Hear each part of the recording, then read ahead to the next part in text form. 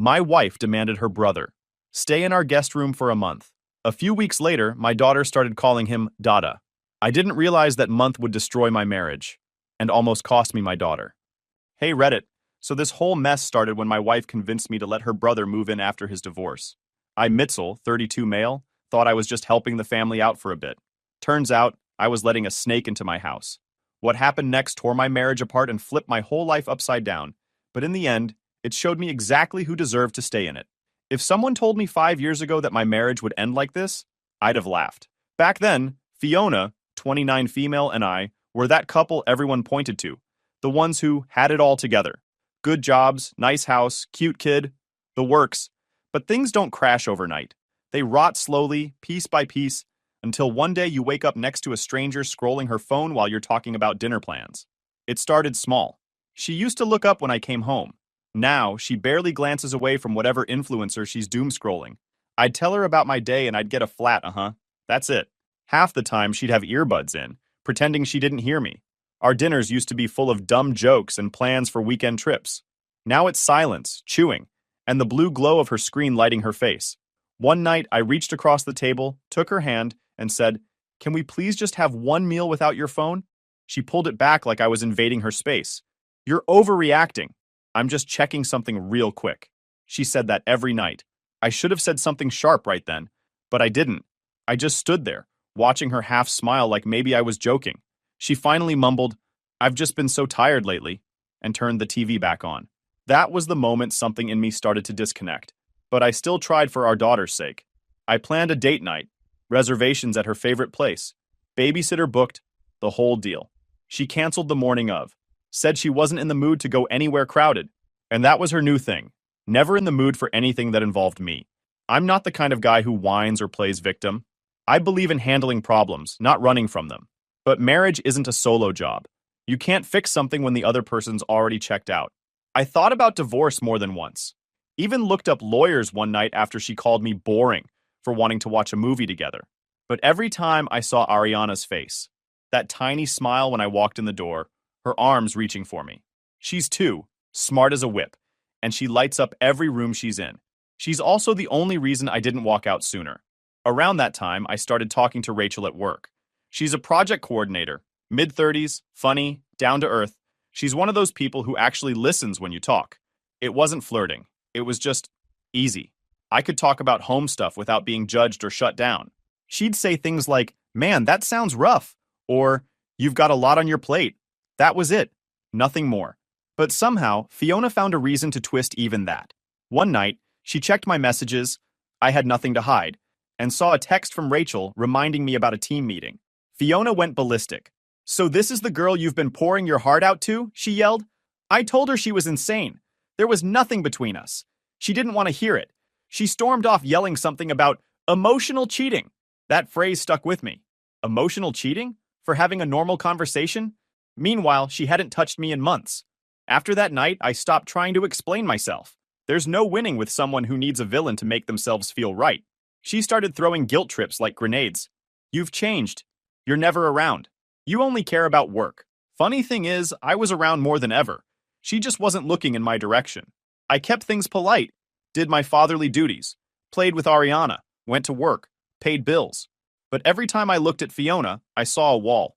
Cold eyes, short words. Always defensive. If she wanted distance, I gave it. If she wanted silence, I matched it. I wasn't about to chase someone who clearly didn't want to be caught.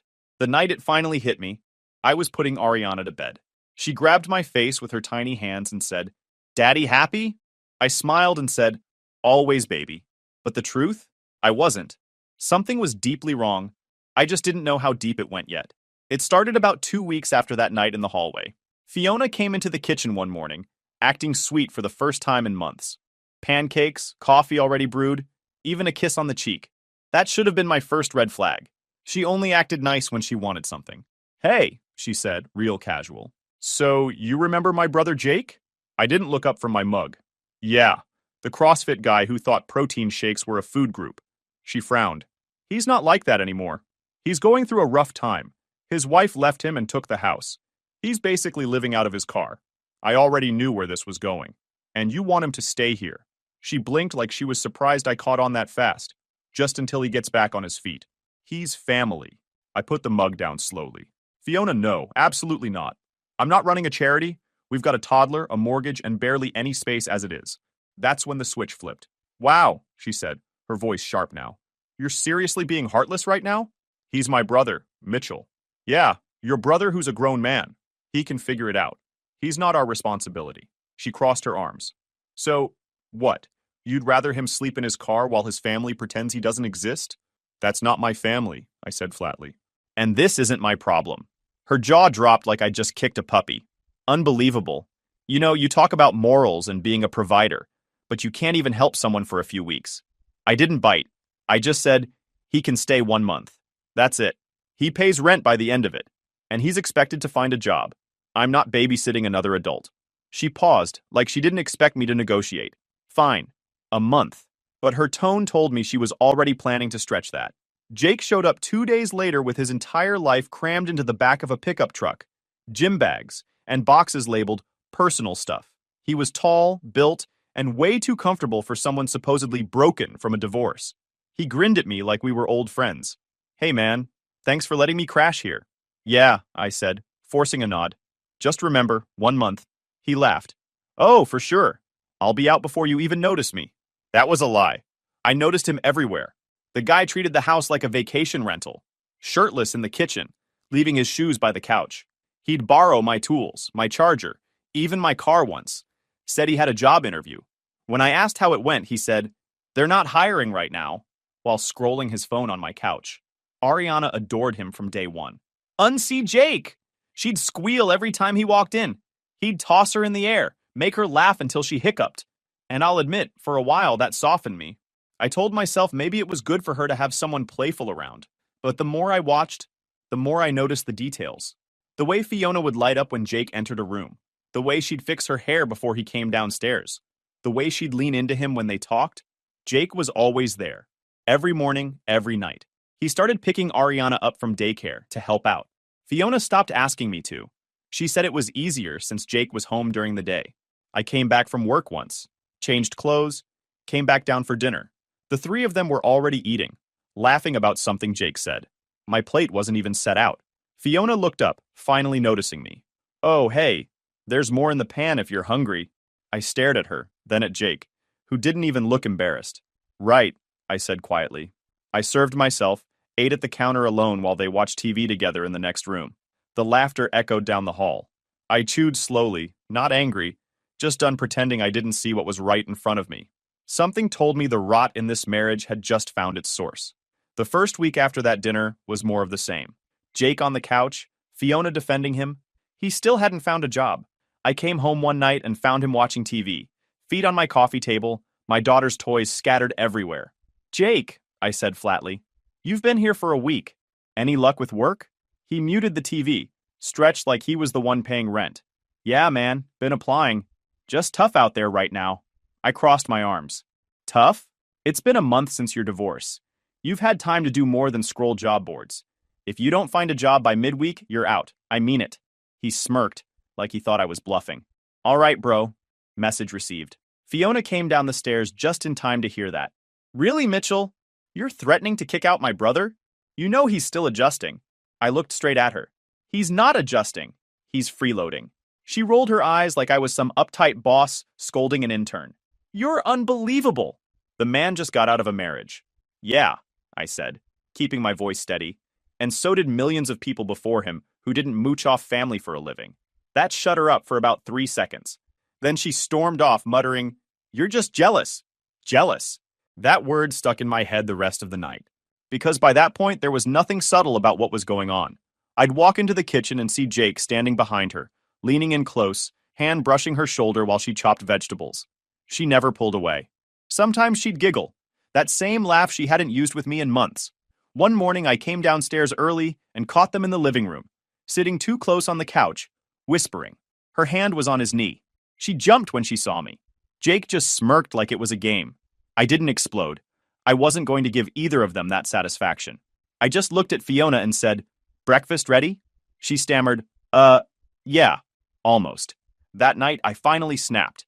She was in the kitchen cleaning up, and I walked right in, stood between her and the sink. I've had enough, Fiona, I said calmly. She sighed, not even turning around. What now, Mitchell? I have a sister, I said. And I don't act with her the way you act with Jake. She froze. For a second, she didn't say anything. Then she spun around, eyes wide like I'd just insulted her entire bloodline. You're disgusting, she snapped. How dare you even think that? I'm not thinking anything, I said. I'm seeing it. You don't touch family like that. You don't whisper. You don't lean in like that. And you sure as hell don't let your daughter start calling him. Stop, she yelled. You're paranoid. You need help. Funny. That's what guilty people always say when you catch them off guard. I stared her down. You think I don't notice the way he looks at you? The way you smile at him? You really expect me to believe this is normal? She pointed a finger at me like I was a misbehaving kid. You're insane. He's my brother. You're making something sick out of nothing. Then maybe act like it, I said coldly, and walked out before she could twist my words again. The next day, Ariana started calling Jake Dada. I was in the living room when it happened. Jake was showing her a new toy. She giggled and said, Dada Hupe? Fiona laughed so hard I wanted to put my fist through a wall. She's just confused, she said between laughs. You work too much. She's around him more. Then stop letting him play dad in my house, I said. That night, while Fiona was asleep, I sat in my office and started making calls. Found a divorce lawyer, a quiet, sharp guy my coworker recommended. We talked for almost an hour. He told me exactly what to start collecting. Financials, text records, household expenses, anything that could show I was the stable parent. By the end of the call, I had a plan. The next few days, I played it cool. Came home on time, ate quietly, helped Ariana with her coloring books. Fiona noticed. What's your problem? She said. I smiled. No problem, just counting down the days. She frowned. What's that supposed to mean? Middle of the week, I said. Hope your brother has a job lined up. She opened her mouth, but I cut her off. And don't think I'm bluffing. You wanted to play house? You can do it somewhere else. She stormed off again, but this time I didn't follow. I wasn't the same guy who tried to fix everything anymore. I was done being guilt-tripped, done being gaslit, done pretending my marriage was worth saving. If she wanted to lie, I'd make sure it cost her. And this time, I wasn't fighting for her. I was fighting for my daughter and my peace. If Fiona wanted to play games, I'd make sure I knew every rule and every move before she even rolled the dice. First thing I did was start documenting. Dates, times, details. Every pattern, every errand she suddenly had to run, every moment she and Jake disappeared into another room. I downloaded an app that logged timestamps and geotags for photos, and I made sure everything synced to the cloud under my private email. Fiona was careless. She left receipts on the counter. Restaurants, coffee shops, even one from a hotel bar about 20 minutes away. Later, through discovery, my lawyer obtained the hotel's itemized records. The timestamps matched perfectly. Same night, same bar tab. Her phone went dark for 2 hours, and Jake's card activity lined up. She claimed she went shopping there, but I noticed the timestamp, 11:47 p.m. Shopping? Sure. I also noticed how Jake suddenly had friends in that area too. He'd disappear around the same time Fiona would, both returning home within minutes of each other. I didn't need to be Sherlock to connect the dots. By week's end, I'd installed small legal cameras in the living room and kitchen. Not hidden, discreet but visible. I told Fiona it was for security. She rolled her eyes, said I was paranoid, but didn't stop me. Maybe part of her thought I'd never actually look. Within 2 days, I had footage. Not of them doing anything obvious, but close enough. Jake brushing her hair behind her ear, her resting a hand on his chest when she laughed, his hand lingering on her waist while they made breakfast. That was enough for me to know. I didn't need the full show, just the proof of betrayal. The night I watched that footage back, I felt something inside me snap. Not heartbreak, just disgust. Like I was living in an incestuous house that needed fumigation. I didn't confront her. Not yet. Confronting her would mean giving her control again, and I wasn't giving her another ounce of power. The next morning, I left for work early. But instead of going to the office, I drove to a small cafe on the edge of town and made a call I'd been avoiding for months. To Fiona's father, Rick. He picked up on the second ring. Mitchell? Everything all right? Not really, I said. I need to talk to you, in person. It's about Fiona. There was a pause, a low sigh, then, I can meet in an hour. When I walked into the cafe, he was already there, sitting near the window with his coffee untouched. The man looked tired, older than I remembered. When I sat down, he gave me a look like he already knew this wasn't going to be good. What's going on? He asked. I pulled out my tablet, opened the folder. Receipts, messages, still frames from the footage. It's about Fiona and Jake. He frowned. What about them? I turned the screen toward him. You tell me. He leaned forward, squinting at the photos. Fiona and Jake sitting too close, her smiling in a way that used to be reserved for me. His face changed slowly, from confusion to disbelief, then finally to something like nausea. Jesus Christ, he whispered. There's more, I said, flipping to the hotel receipt. Same time, same place. Her phone went dark for 2 hours, and the timing matched Jake's card activity from the hotel bar. I don't need to guess what was happening. He put a hand to his forehead, shaking his head. I knew something was off. I didn't want to believe it. You knew? He looked up, eyes glassy. I've seen how she is with him. Even when they were kids, always too close. I thought I was imagining it. But there's something I never told you. I didn't say anything. I just waited. Jake isn't her biological brother, he said finally. He's adopted. My wife couldn't have more children, so we adopted him when Fiona was 10. I sat back, the words hitting like a punch to the gut. You're saying they're not blood-related? He nodded slowly. No, but we raised them as siblings. That's what makes this so twisted. I exhaled through my nose, trying to keep the anger from boiling over. So she's been lying to me from the start, using that brother excuse to get away with everything. He nodded again, rubbing his temples. I should have said something sooner. I saw the signs, Mitchell. The way she looked at him. The way he followed her around. I told myself I was being paranoid. I didn't want to believe my own daughter could be... He didn't finish the sentence. He didn't have to. I pushed the tablet toward him. I've already contacted a lawyer. I'm filing. But I need your help. For Ariana's sake. His eyes met mine, firm now. You'll have it. I'll testify. You don't have to worry about her trying to spin this. That was all I needed to hear. We sat there for a while, both quiet, the weight of it sitting heavy between us. When he finally spoke again, his voice cracked. I'm sorry, son. I really am. She wasn't raised this way. I don't know what happened to her. She made her choices, I said. Now I'm making mine.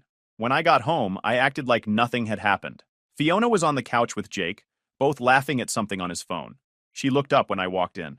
Hey, you're home early, she said. Yeah, I replied, setting my briefcase down. Traffic was good. She smiled, clueless, and went back to whatever joke Jake was showing her. I stood there for a few seconds, just watching them. Not angry anymore, just done. That night, I backed up all my evidence, printed copies, and stored everything off-site. I emailed my lawyer. The next phase was coming, and I was ready. No shouting, no begging, just facts and consequences. Fiona wanted to lie? Fine. I'd make sure every single one cost her everything she cared about. Weeks later, everything was set. The lawyer had the paperwork ready, the evidence compiled, the witnesses lined up. My father-in-law knew the plan. We agreed not to warn her ahead of time. She'd find out the same way she found everything else in life. Too late. It happened on a Tuesday morning. I was in the kitchen, getting Ariana's breakfast ready, when a knock came at the door. Fiona answered it, still in her robe, coffee mug in hand. When the man handed her the thick envelope, she frowned, glanced at the name on it, then looked at me. What's this? She asked. I wiped my hands with a towel. Why don't you open it and see? She tore it open. As her eyes skimmed the pages, her expression changed. Confusion first, then disbelief, then full-blown panic. You're divorcing me? She stammered. I leaned on the counter. You make it sound like it's a surprise. The meltdown was instant. You're insane. You can't just do this, she screamed, waving the papers around. We have a child, Mitchell. A family. You should have thought about that before you decided to share one with someone else. She went red in the face. That's not true. You don't know what you're talking about. I picked up my phone and pressed play on a short clip. Her in the kitchen, Jake standing behind her, his hand sliding around her waist, her laughter echoing in the background, her face drained of color. You spied on me? I documented what was happening in my house, I said evenly. Big difference. She tried to pivot. This is invasion of privacy. You can't use that. I already did. And you watched me install the cameras. I cut in. My lawyer has everything. Receipts, timestamps, hotel records. You're not talking your way out of this. She broke down crying, the dramatic kind, hands covering her face, sobbing into the counter. You're ruining our lives, she whispered. I didn't respond. I just poured my coffee and watched her unravel. She switched gears fast, wiping her eyes and storming toward me. You can't take Ariana from me. I'm not taking her, I said. I'm protecting her. Right on cue, another knock hit the door. Fiona spun around, already annoyed. What now? It was her father. He stepped inside before she could even fake a smile. His face was pale, jaw tight, eyes sharp. He looked straight at her. Sit down, Fiona, he said. She hesitated. Dad, sit down. His voice carried the kind of authority you don't argue with. Jake wandered in from upstairs, shirtless as usual. What's going on? Rick turned on him like a storm. You have some nerve showing your face in this house. Jake's expression soured. Excuse me? He walked closer, pointing at both of them.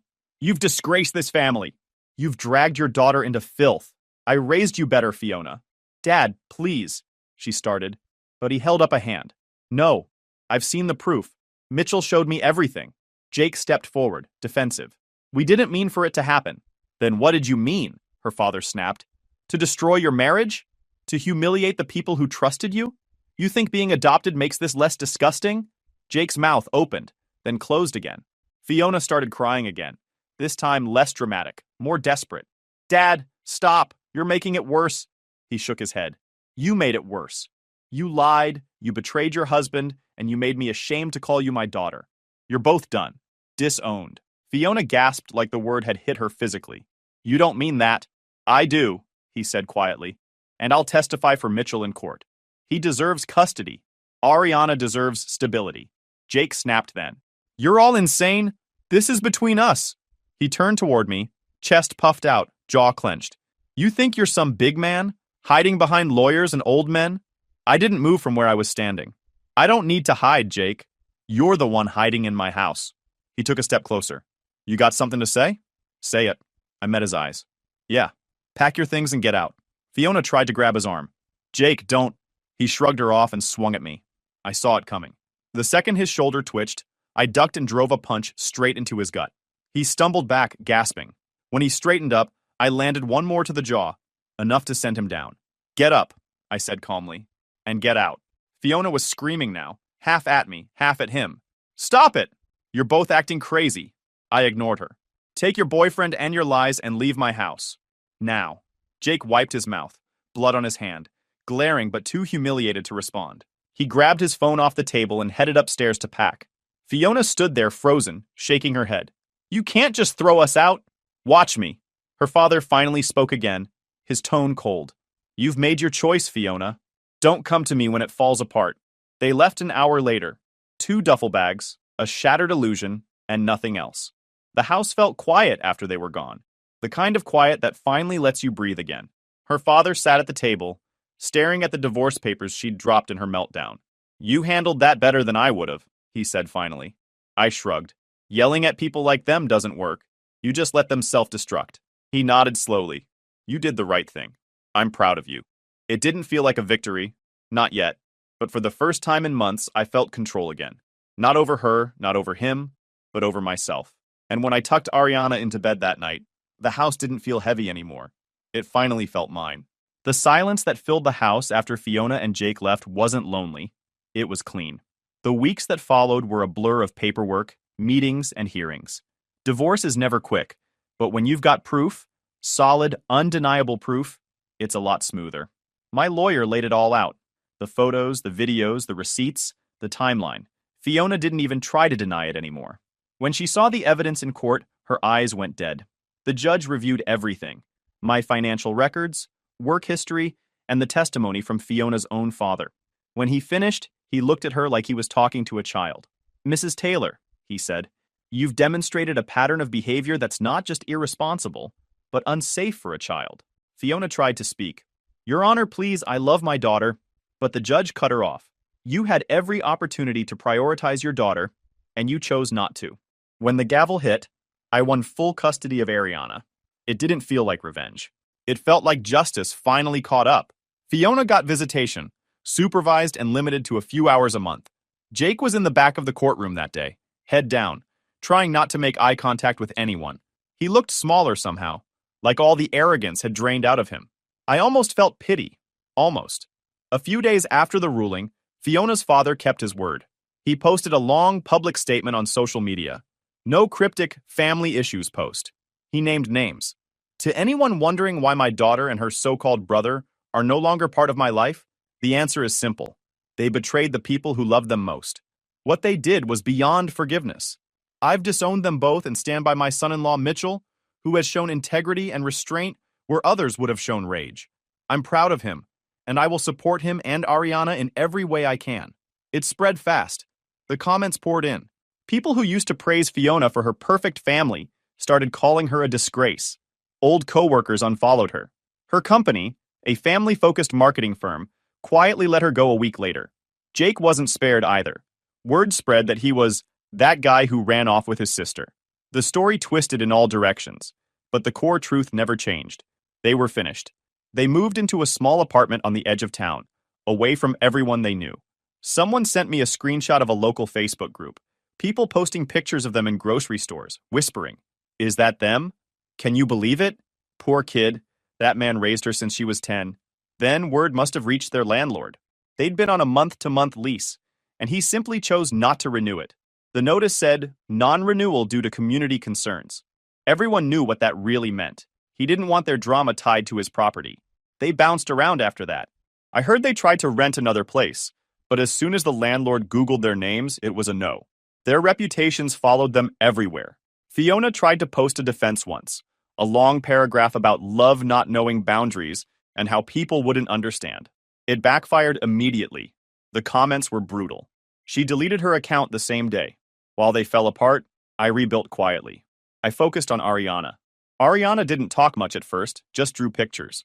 But after a few sessions, she started to smile again. The therapist said she was adjusting well. That was all I needed to hear. Work got better too. I wasn't distracted anymore. Rachel noticed. "You seem more relieved lately," she said. I just smiled. Rick, my father-in-law, stopped by often. He'd bring groceries, help fix things, take Ariana to the park. One day, as he was leaving, he said, "You did more than I ever could have, son. You handled it like a man."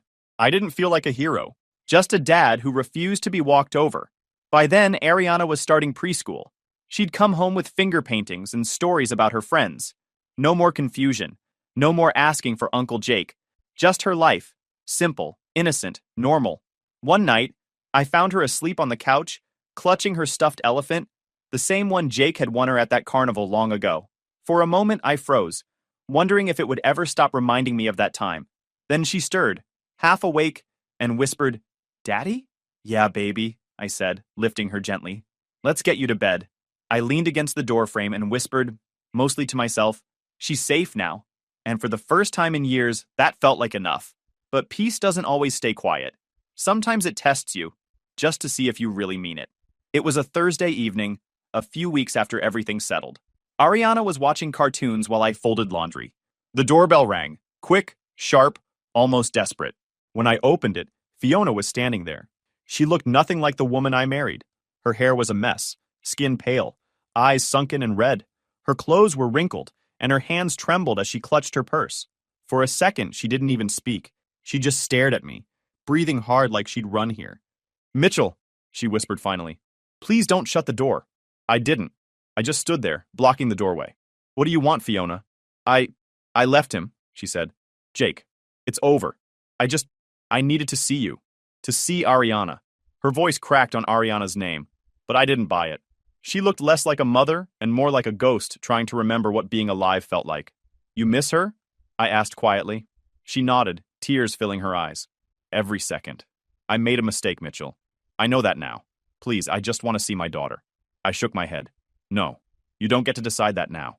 You made your choice when you walked out with him." Her lips trembled. "You don't understand. He's gone. He hit me. He took my money." "I don't care," I cut in. "You burned every bridge on your way out, and I'm not letting you drag Ariana through the ashes." Her tears turned to anger fast, like flipping a switch. "You think you're some hero, huh? Taking everything from me?" "I didn't take anything," I said calmly. "You handed it away." She started pacing, muttering under her breath, then slammed her hand against the wall. "You ruined my life!" she screamed. "You turned everyone against me. My own father hates me because of you." "No, Fiona," I said evenly. "Your father hates what you did." She started crying again, louder this time. "I'm still her mother. You can't erase me." She grabbed a picture frame off the console, one of me and Ariana at the park, and threw it against the floor. Glass shattered.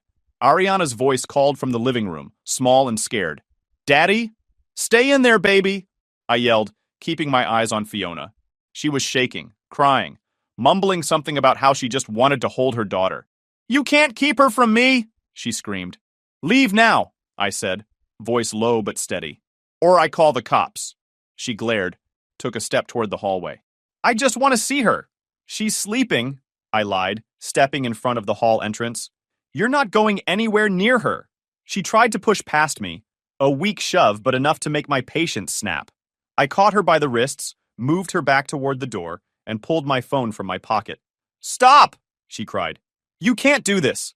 I'm her mother. I hit 911. Yeah, I said to the dispatcher, voice steady. I need officers at my address.